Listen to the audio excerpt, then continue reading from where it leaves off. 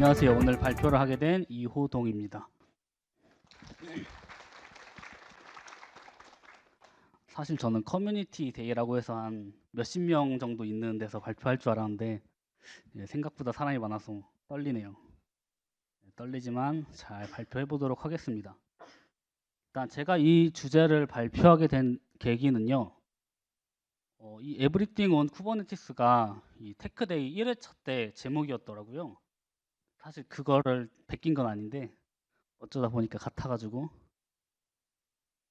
제가 작년에 쿠베콘이라고 쿠버네티스 컨퍼런스가 매년 2번씩 열려요. 작년에는 미국 미시간 디트로이트에서 열렸었고 아마 이번 달에 암스테르담에서 열리거든요. 가시는 분도 있으면은 좀 부럽고요. 그리고 올해 11월 달에도 미국에서 또 시카고에서 한번 열리거든요. 아마 이런 것들 회사에서 보내주시고 갈 수 있는 기회가 되신다면 다들 가보셔서 새로운 기술도 많이 듣고 저도 회사에서 보내줘서 가서 새로운 기술을 듣고 나서 이제 회사 안에서 발표를 하게 됐어요. 근데 들었을 때는 잘 몰랐는데 발표를 준비하면서 하다 보니까 이제 쿠버네티스의 흐름이 이렇게 가고 있구나 라는 생각이 들어서 발표를 준비하게 됐습니다. 내용은 에브리띵 온 쿠버네티스인데 이제 개발자들이 사람들이 모든 것들을 쿠버네티스에 올리고 있다 이런 내용이에요. 사실 이 에브리띵 온 쿠버네티스를 구글에 검색하면은 쿠버네티스에 대해 모든 걸 알려주겠다 뭐 이런 블로그들밖에 없어요. 사실 제가 말하고자 하는 거는 쿠버네티스에 관한 모든 거를 알려드리는 게 아니라 개발자들이 50년 100년 되는 컴퓨터 과학의 역사에서 쿠버네티스가 10년이 채 안 됐는데 이 쿠버네티스 위에 컴퓨터 과학의 역사를 다 올리고 있다.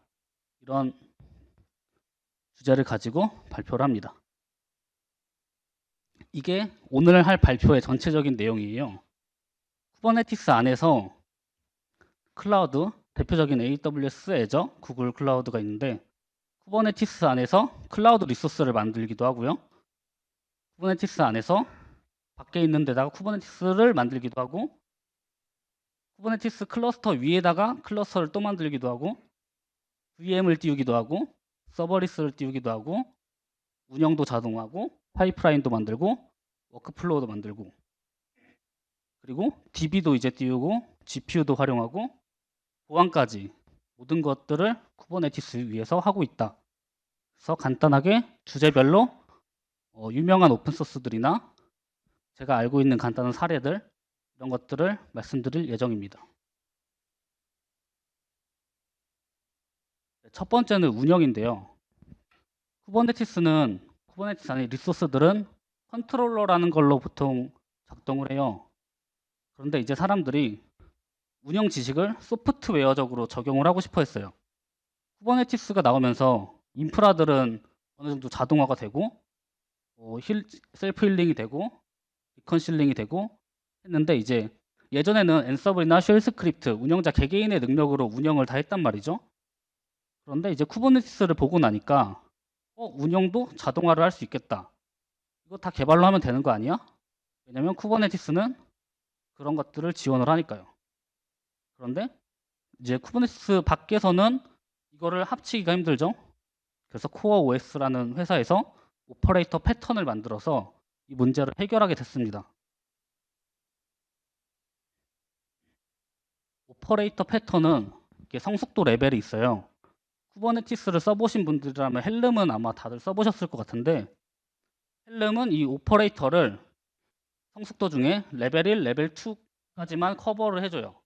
설치를 편하게 해주고 업그레이드를 편하게 해주는 정도고요.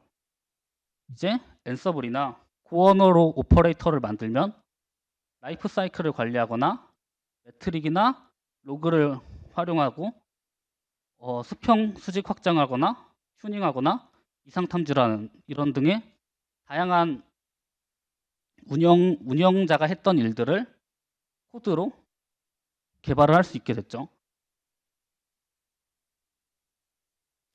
그래서 어떤 운영까지 하고 있냐면 카프카나 MySQL 같은 기존의 쿠버네티스에 올리기 싫어하는 굉장히 안정성이 중요하고 그렇다고 생각하는 것들을 올릴 수 있게 됐어요.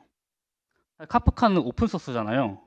이 오픈 소스를 쿠버네티스에 잘 올리기 위한 또 솔루션이 생기고요.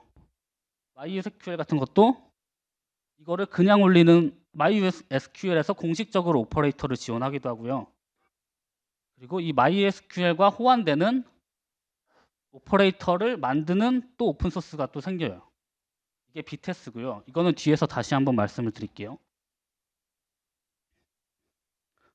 그래서 제가 말씀드리고 싶은 거는 오퍼레이터를 만드는 개발자는 굉장히 수요가 많아질 거라고 감히 생각을 합니다. 고어 언어가 쿠버네티스가 고어 언어로 개발이 되는 것처럼 되었기 때문에 오퍼레이터를 고어 언어로 만들기가 편해요. 사실 파이썬이나 다른 언어로도 만들 수는 있지만 고어 언어는 이미 프레임워크로 만들 수 있게 기변이 깔려 있고, 그렇기 때문에 운영을 위해서 기존 개발자들과 운영 사이에서 운영을 개발하는 오퍼레이터를 만드는 개발자들이 많아질 거라고 생각을 합니다. 그리고 저 운영 오퍼레이터 중에는 프로메테우스나 뭐 유명한 모니터링 솔루션인 데이터독 같은 경우에도 지금 오퍼레이터를 개발하면서 설치를 편하게 하려고 많은 개발자들을 쓰고 있기도 하고요. 그 다음 운영 다음은 클라우드 리소스입니다. 클라우드 리소스를 만드는 방법은 사실 여러 가지가 있죠. 대표적으로 제가 AWS S3를 가져왔는데 지금 한번 생각해 보시면은 어떤 방법이 있을까요? 제가 써놓은 거는 6가지거든요.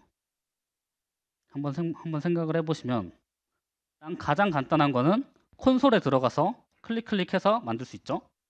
그리고 AWS CLI를 통해서 만들 수도 있고, 개발을 하시는 분들이라면 SDK를 통해서 개발 언어로 만들 수도 있고, IAC를 한다면 클라우드 포메이션, 뭐 테라폼, CDK 같은 IAC 도구를 사용해서 만들 수도 있죠.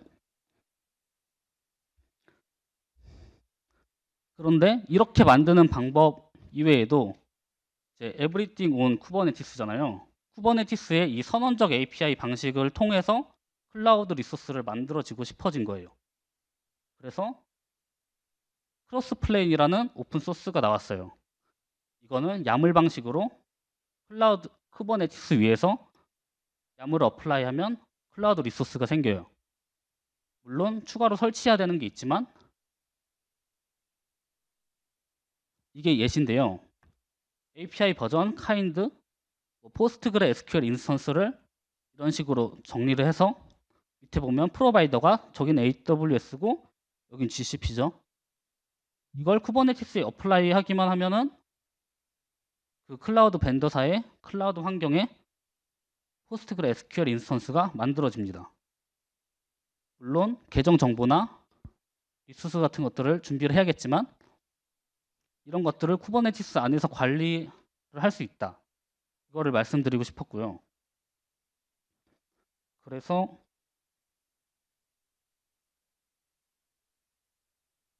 간단한 시연인데요.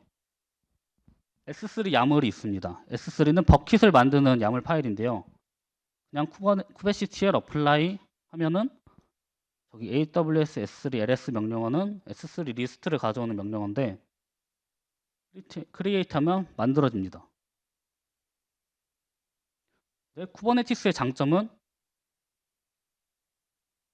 리컨실에 있죠. 셀프 힐링하고 선언적으로는 S3를 만들어놨는데 AWS 명령어로 S3 버킷을 지우면은 쿠버네티스 안에서 그걸 탐지를 합니다. 지금 야물을 어플라이 해놨는데 이 상태는 S3가 있어야 돼. 근데 없잖아요. 그래서 이걸 새로 만들어줍니다. 이걸 자동으로 만들어줘요. 크로스플레인이라는 도구가. 그리고 이걸 지우려면 쿠버네티스 위에서 S3 리소스를 지워야지만 다시 생성되지 않고 정확히 지워지고요. 물론 S3 안에 뭐 내용이 있거나 하면은 또 문제가 생길 수 있지만 S3가 아니어도 DB라든지 뭐 SQS 아니면 EC2 인스턴스를 쿠버네티스에서 관리할 수 있게 되었다는 점에서 소개해드리고 싶고요. 그 다음은 이제 클러스터를 쿠버네티스 클러스터 안에서 만들기 시작했어요. 클러스터 API라고 뭐 들어보신 분도 있고 아니신 분도 계시겠지만 쿠베콘에서 굉장히 많이 나왔던 키워드가 클러스터 API예요. 이제 쿠버네티스는 선언적 API를 사용하잖아요. 근데 그 클러스터조차 선언적 API로 만들고 싶다라는 목적에서 출발한 프로젝트고요. 간단하게 프로비저닝 할 수 있고 업그레이드 할 수 있고 멀티플 그러니까 여러 쿠버네티스 클러스터를 관리하고 하는데 사용하기 위한 프로젝트입니다. 실제로 제가 쿠베콘에서 봤던 것 중에 애플에서 온 개발자분이 발표를 해주셨는데요. 매니지먼트 클러스터를 하나 두고 타겟 클러스터를 베어메탈이나 클라우드나 이거는 베어메탈을 관리하는 팅커벨이라는 솔루션이고요. 클러스터 API를 통해서 ROCD와 연계해서 여러 클러스터를 만드는데 사용을 하더라고요.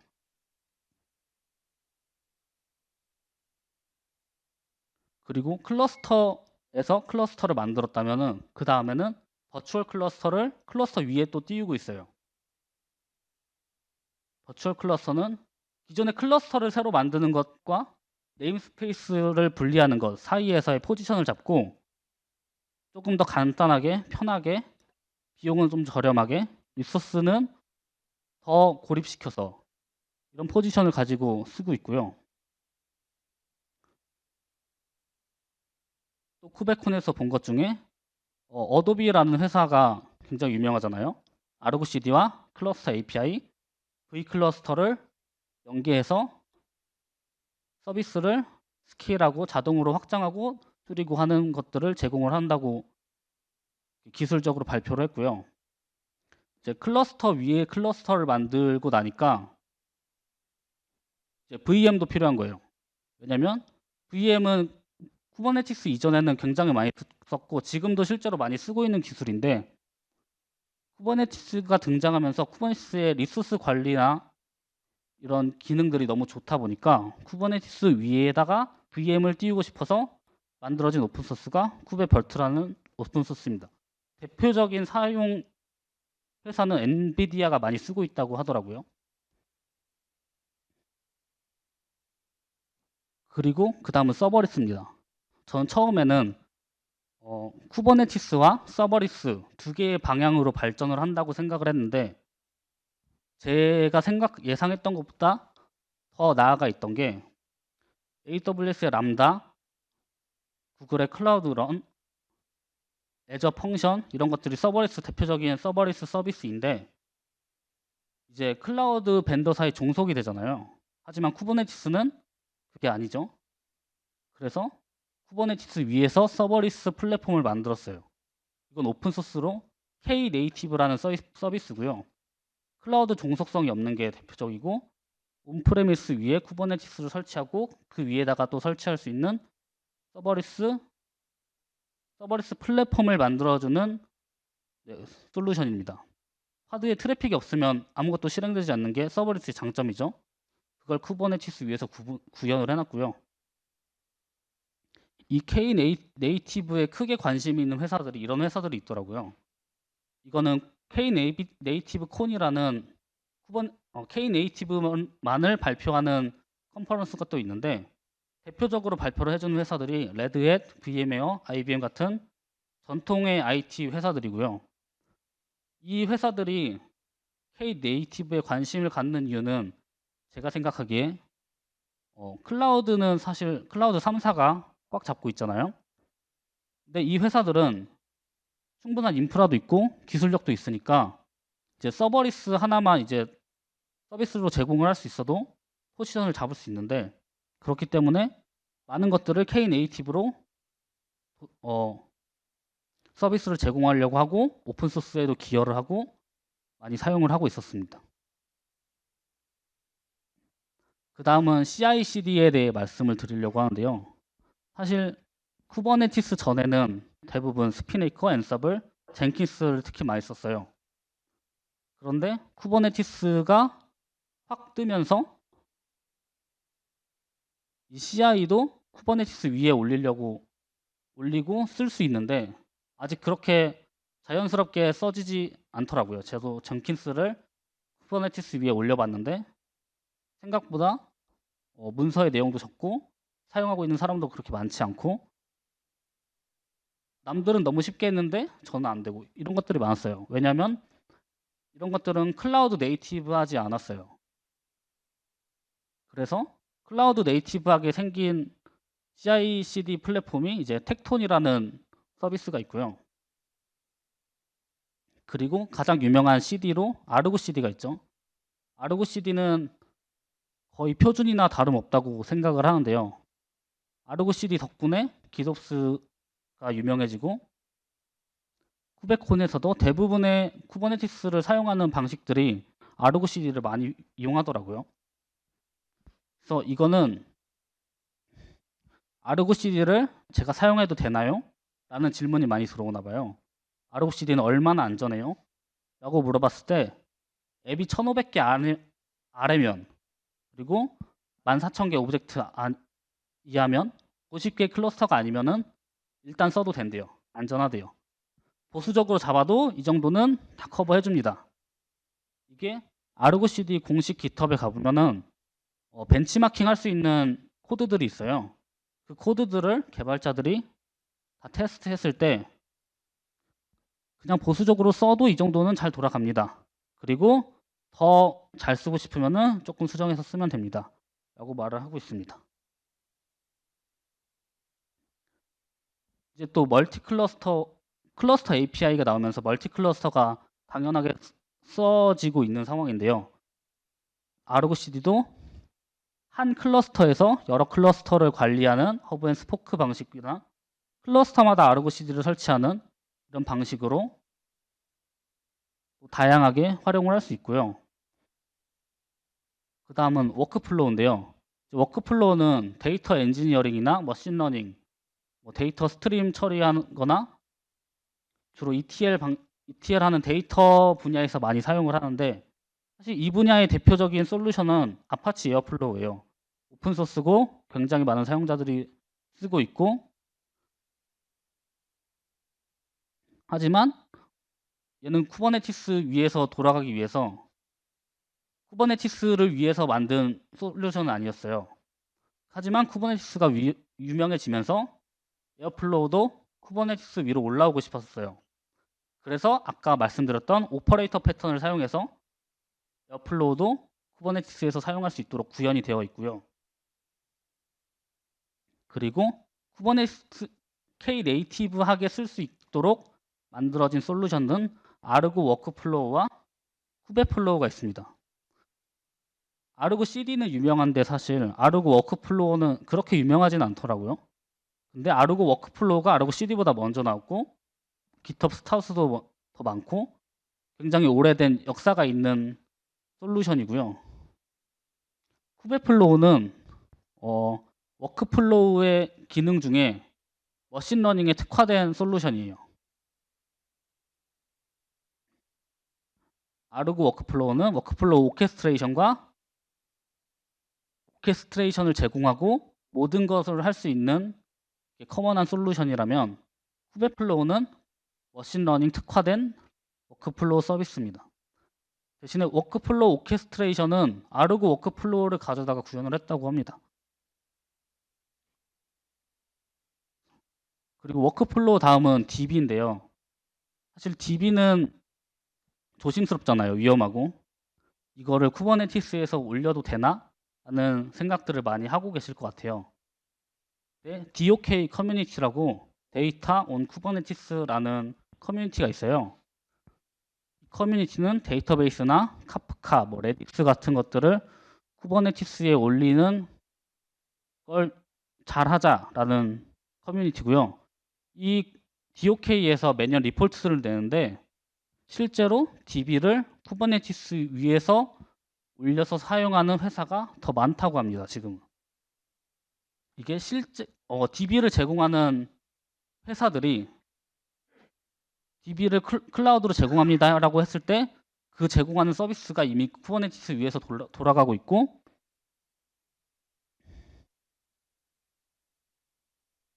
그리고 비테스라는 유명한 솔루션이 있는데, 구글에 비테스 슬랙이라고 검색해 보면 몇 가지 재미있는 사례들이 나와요. 이게 슬랙이 지금은 굉장히 많은 데서 쓰고 있잖아요. 근데 이게 기술적으로 급등하기 시작하면서 DB를 기존의 방식으로는 사용하기 어려운 거예요.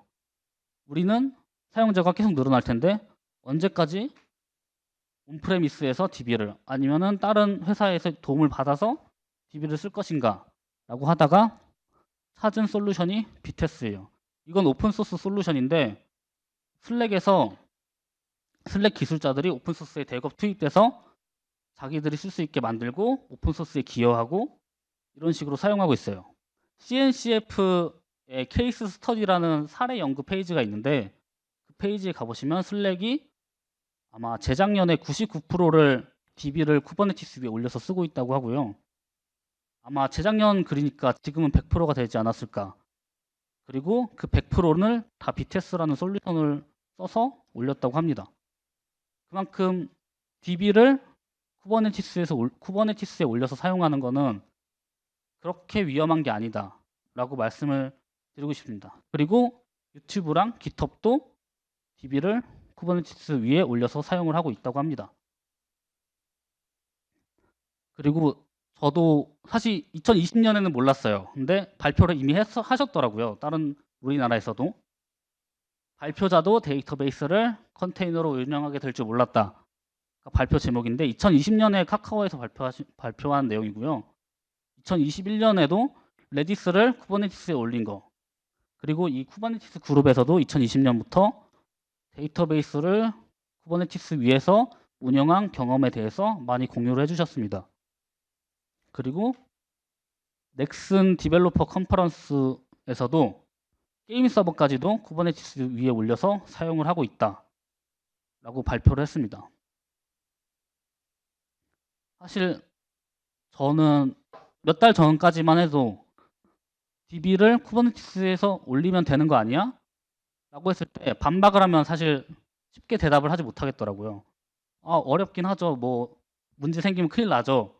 라고 하지만 이미 오퍼레이터 패턴이 대중화가 돼서 자동화가 되어 있고 트래픽 증가해서 스케일 인아웃 되는 거는 오히려 장점이고 네트워크 성능과 IO 성능에는 문제가 없다고 다들 결론이 났고, 물론 이 부분에서는 쿠버네티스를 좀 알고 있는 사람이 필요하긴 해요.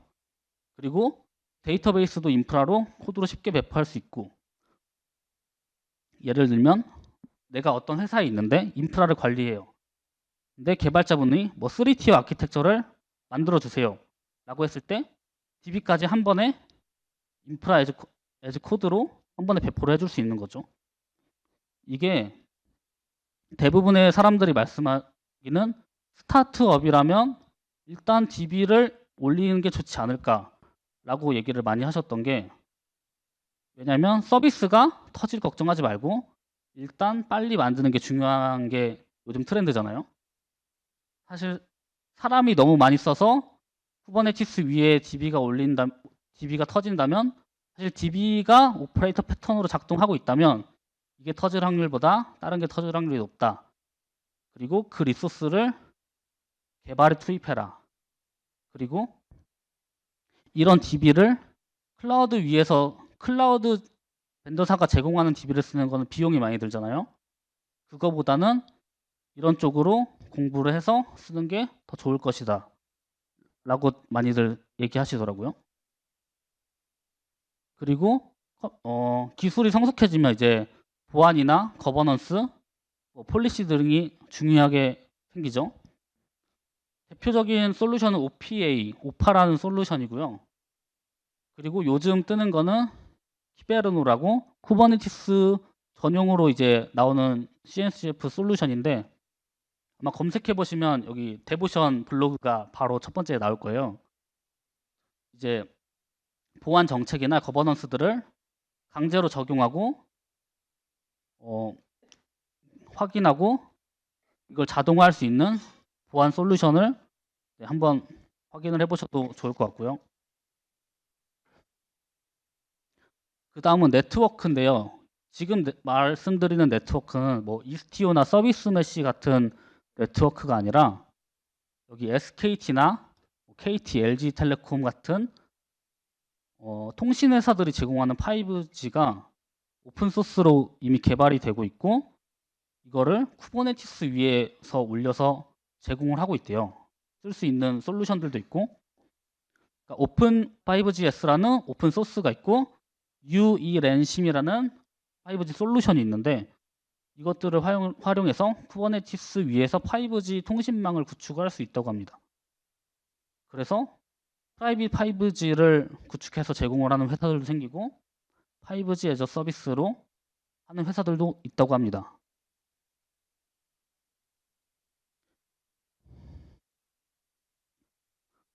그래서 보면 쿠베콘에서도 5G 프라이빗하게 구축한 사례들이나 5G 코어로 구축을 한 이 에릭슨이라는 회사, 저 미란티스라는 회사는 통신 장비 회사라고 하네요. 이렇게 5G 네트워크도 이제 통신사들의 전유물이 아닐 수도 있다. 혹은 통신사들도 쿠버네티스를 활용하고 있다. 이런 쪽으로 한 꼭지 알고 계시면 도움이 되실 것 같습니다. 그리고 이제 GPU도 쿠버네티스 위에서 사용을 하고 있어요. 사실 AWS에서 GPU 쓰는 인스턴스를 쓰려면 비용이 굉장히 비싸거든요. 하지만 내가 실제로 그래픽 카드를 가지고 있거나 그런 장비들이 있고 서버가 있고 뭐 머신러닝이나 데이터 가공을 위해서 이미 GPU를 쓰고 있는데 뭐 파이썬 쿠다를 쓴다거나 이런 것들을 쓰고 있다면 이제 엔비디아에서 디바이스 플러그인을 만들었는데 아직 1.0은 안 됐어요. 하지만 쿠버네티스 위에서 내가 가지고 있는 장비와 연결해서 그래픽 카드를 써서 개발을 할 수 있다라는 것도 알고 계시면 도움이 될 것 같습니다. 실제로 삼성 SDS의 어떤 분이 작년에 또 발표를 해주셨어요. 이걸 보면은 하드웨어는 이미 가지고 있고 OS 위에 컨테이너 위에 쿠버네티스를 올려서 엔비디아 디바이스 플러그인을 통해서 아까 말씀드린 쿠베플로우까지 올려서 후다나 오픈 MPL, 뭐 텐서플로우 같은 솔루션들을 사용해서 기술 개발을 하고 있는 예시들입니다.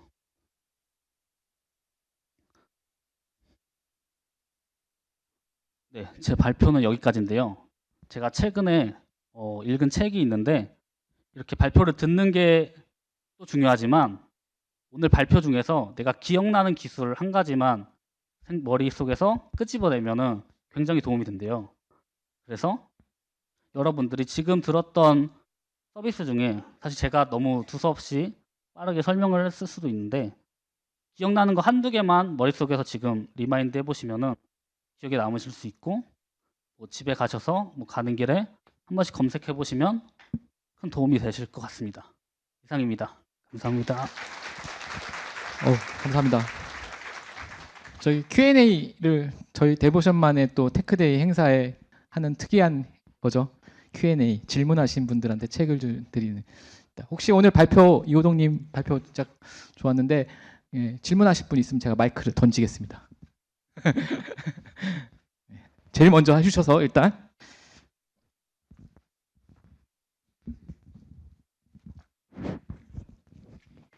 안녕하세요. 아콘소프트의 신용필입니다. 좋은 세미나 준비해 주셔서 감사드리고요. 저는 질문이 두 가지인데 아까 쿠버네티스에 그 DB를 올리는 회사가 90%라는 통계를 보여주셨는데 네, 90%가 90 아니고요. 네. 쿠버네티스에 올리는 회사가 더 많다. 그러면 라고 그 DOK의 매년 리포트에 출처가 있습니다. 네, 그러면 그게 우리나라 기준인가 아니면 전 세계 기준인가요? 전 세계 기준으로 알고 있습니다. 그럼 우리나라는 조금 더 적거나 더 그럴 수 있겠네요. 거기에 대해서는 제가 잘 알지 못하겠습니다. 네. 그럼 그 보고서를 참조할게요. 두 번째 질문인데 아까 쿠버네티스의 클러스터 안에 네. 또 다른 버추얼 클러스터를 올린다고 했는데 네. 만약에 그렇게 여러 개를 올린다거나 이렇게 했을 때 그 네임스페이스를 썼을 때와 비교해서 네. 상당히 이제 오버헤더가 분명히 생길 것 같아요. 뭐 CPU 자원이나 아니면 네트워크, 특히 이제 네트워크 부분에서 이제 오버헤더가 생기는데, 그렇게 이제 만약에 버처 클러스터를 다시 생성해서 운영을 한다면 오버헤더의 종류들과 오버헤더의 수준은 어느 정도인지 그렇게 확인할 수 있는 자료나 뭐 그런 것들은 어디서 찾을 수 있을까요? 확인할 수 있는 자료는 정확히는 모르겠고요. 저희도 이제 주변에서 저희 팀에서도 발표를 했을 때 그런 부분에 대한 지적이 많이 있었어요. 그래서 제가 찾은 뭐 예시로는 저희가 뭐 시험 CK 같은 쿠버네티스 시험을 볼 때 클러스터를 계속 프로비저닝 해주는 상황이 있을 수 있잖아요.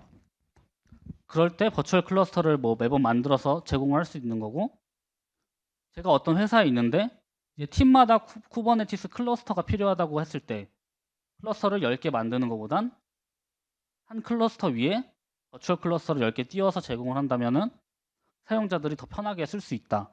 이런 장점들 위주로 생각을 했습니다. 그러면 접근은 어떻게 하는 거예요?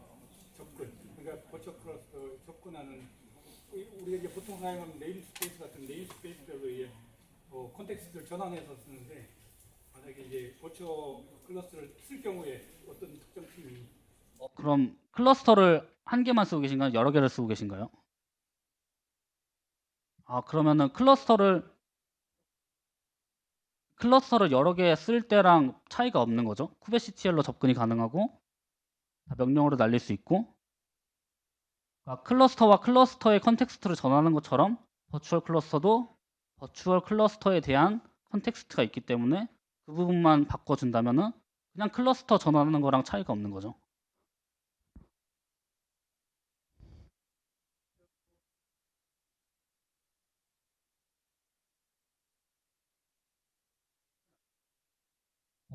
수치로서는 제가 잘 알고 있지는 않고요.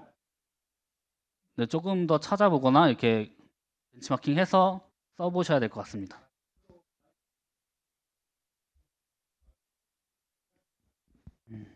네, 감사합니다. 네, 또 한 분만 더 질문 받겠습니다. 너무 많은데 어떡하지? 어떡하지? 손을 너무 크게 드셔가지고 예. 뒤에 있다고 제가 안 가지 않습니다. 예.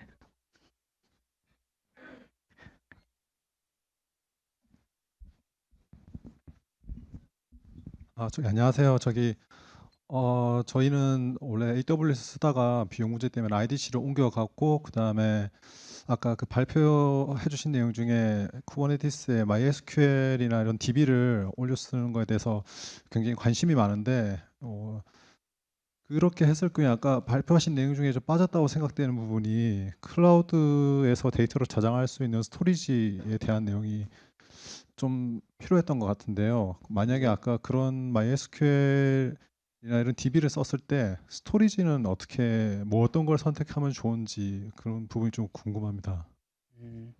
일단 제 생각은 클라우드에서 DB를 쓰려면 AWS에서 RDS를 쓴다거나 하는 것보다는 비용 문제는 더 적다 이런 내용이었고요. 사실 스토리지를 쓸 수 있는 거는 많죠. 뭐 S3를 쓸 수도 있고 IDC의 스토리지를 활용할 수 있는 방법도 있을 거고. 질문이 정확하게 잠시. 저희가 셉 스토리지 이런 걸 쓰고 있는데 네네. 뭐 그런 거와 연계해서 쓸 수 있는지 아니면은 근데 쿠버네티스가 그 스토리지와 이 스토리지 클래스가 다 적용이 되어 있잖아요. 쓸 수 있는 거잖아요. 쿠버네티스에서 쓸 수 있는 스토리지라면 쿠버네티스 위에 있는 DB도 그 스토리지를 다 사용할 수 있는 거죠. 한 가지 더 질문해도 될까요? 그 셉 스토리지를 쓰다 보니까 결국 IDC에서 운영했을 때 사실 처음에 저도 사용한 지 얼마 안 돼서 이제 예상하지 못했던 문제 중 하나인데, 이런 스토리지 서비스들이 굉장히 네트워크 밴드위드를 다 차지해 버리더라고요. 네. 이런 거에 대한 뭐 경험이나 아니면은 대처 방안이 있는지 이런 게 좀 궁금합니다. 제가 그 네트워크적인 문제 때문에 직접 경험한 건 없고요. 제가 알기로는 IDC 위에 쿠버네티스를 올릴 수도 있는 문제고, 뭐 EKS를 쓴다, AWS EKS를 쓴다고 하면 그냥 네트워크를 타는 게 아니라 뭐 이렇게 전용망을 설치한다거나 이런 네트워크 비용이 문제가 생긴다면 그런 쪽으로 활용을 할 수 있지 않을까요? 네, 안녕하세요. 젠킨스가 되게 클라우드 네이티브하지 않았다고 하셨는데 왜 그렇게 생각하셨는지 여쭤봐도 될까요?